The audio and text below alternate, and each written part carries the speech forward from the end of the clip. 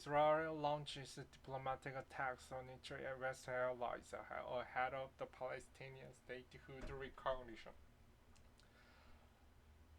In an escalating international dispute, Israel launches a series of diplomatic attacks against several its Western allies as they prepare to recognize the Palestinian state next month. Prime Minister Benjamin Netanyahu sent two strongly worded letters to the leaders of France and Australia accused both men of fueling anti-Semitism with their decision to recognize the state of the Palestinians. In both letters, Netanyahu cited the anti-Semitic and the anti-Israel incidents that occurred in recent months, linking them to the government positions on the Gaza war and Palestinian statehood. Your call for Palestinian state pours fuel on this anti-Semitic fire. Netanyahu wrote in a letter obtained by CNN to French President Emmanuel Macron on Tuesday. It's not a diplomacy, it is appeasement. It rewards Hamas terror, hardens Hamas the refusal to free hostages, and burdens those menace French Jews and encourages the Jew hatred now stalking your street. The acrimonious letter drew a sharp rebuke from the Elysee Palace, which noted that Macron first learned of the Israeli letter through the press before receiving it through diplomatic channels. France protects and will always protect its compatriot of the Jewish faith, the Elysee Palace stated in a statement. These times demand seriousness and responsibility, not confusion and manipulation.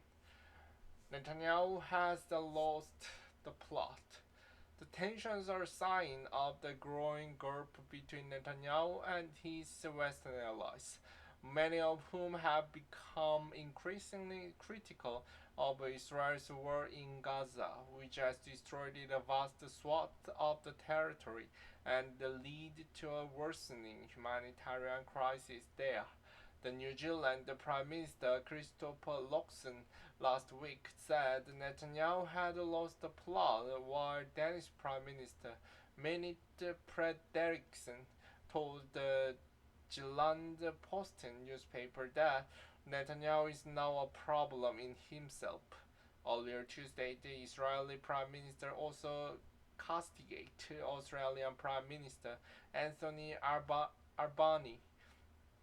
Albanese, calling him a weak politician after his government cancelled the visa of the far-right lawmaker from Netanyahu's governing coalition.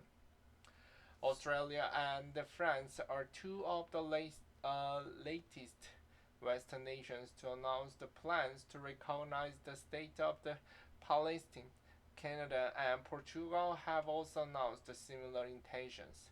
Next month, they will join more than 140 other countries that already recognize Palestinian statehood. The United Kingdom has conditionally said it will recognize the Palestinian state if Israel doesn't meet criteria that include agreeing to the ceasefire in Gaza.